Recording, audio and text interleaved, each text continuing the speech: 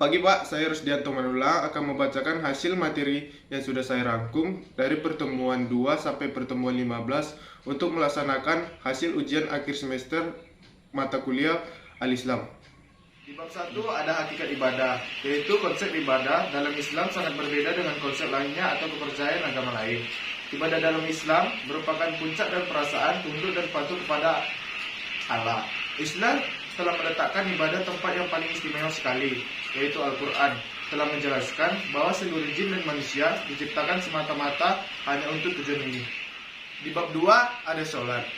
Sholat adalah salah satu rukun atau asas dan dasar yang menjadi syariat dalam agama Islam. Secara kebahasaan, istilah sholat berasal dari bahasa Arab yaitu doa. Secara substansif, ibadah mempunyai tujuan untuk mendekatkan hamba dengan penciptanya. Hal tersebut terdapat tentang tujuan sholat dalam Al-Quran. Bab 3, puasa. Puasa disyaratkan bukanlah sekedar menahan diri dari makan dan minum, namun hakikatnya puasa yang meliputi dua dimensi, yaitu lahir dan batin. Macam-macam puasa. Puasa orang umum, yaitu menahan diri melakukan berbagai pembatal puasa. Puasa secara khusus atau yang disebut dengan VIP, menahan pandangan, lisan, kaki, pendengaran, penglihatan, dan semua anggota tubuh dari dosa-dosa. Puasa super khusus atau VVIP, puasanya hati dari selera yang rendah dan pikiran yang menjauhkan hakikatnya dari Allah. Bab 4, haji. Kata haji berasal dari bahasa Arab yang bermakna tujuan dan dapat dibaca dengan dua lafaz, yaitu al-hajj dan al-hid. Haji menurut istilah syar'i adalah memenuhi panggilan Allah untuk melaksanakan ibadah ke tanah suci pada waktu yang telah ditentukan. Ibadah haji telah ada sebelum diutusnya Nabi Muhammad. Ibadah ini diajarkan pertama kali oleh Nabi Ibrahim. Beliaulah yang pertama kali diperintahkan oleh Allah untuk menunaikannya. Bab 5, ibadah maliyah. Ibadah yang dilakukan dengan menggunakan harta benda. Misalnya haji, umroh, zakat, infak, sedekah, dan lain-lain. Ibadah maliyah dapat dibagi menjadi beberapa bentuk, yaitu haji dan umroh. Pengorbanan ini memerlukan biaya yang besar. Dalam ibadah haji dan umroh bergabung ibadah sholat. Akan tetapi nilai pengorbanan ini lebih rendah, yaitu kurban. Yang ketiga, ibadah maliyah yang berupa pengorbanan harta seperti zakat, infak, dan sedekah. Bab 6 ada akhlak. Akhlak secara etimologis berasal dari kata akhlak yang berarti budi pekerti, perangai, tingkah laku, dan tabiat. Budi artinya kesadaan atau batin, sedangkan dalam bahasa Indonesia berarti kelakuan. Menurut Kamus Besar Bahasa Indonesia pada tahun 1989, budi pekerti ialah tingkah laku, perangai, akhlak. Budi pekerti mengandung makna perilaku yang baik, bijaksana, dan manusiawi. Di dalam pencatatan itu tercermin sifat akan watak seseorang. Bab ke-7, macam-macam akhlak.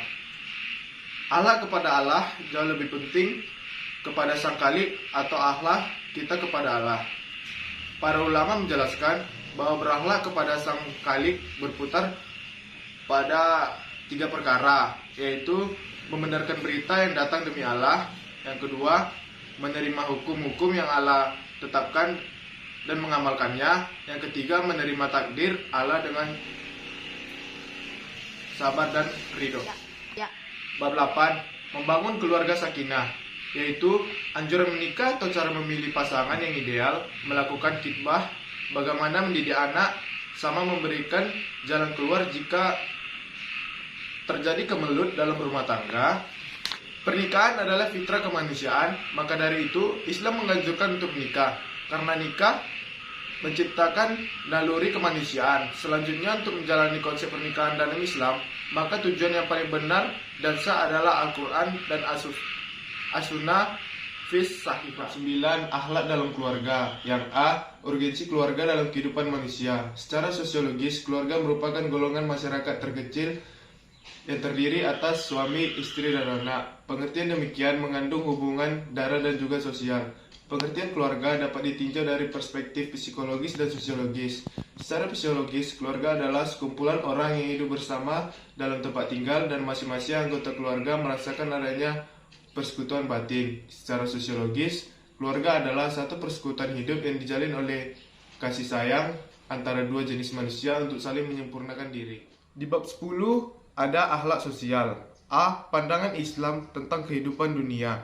Menurut pandangan Islam, secara etimologi disebut juga insan, yang dalam bahasa Arab artinya disebut juga berasal dari kata akar, kata nasia yang berarti lupa.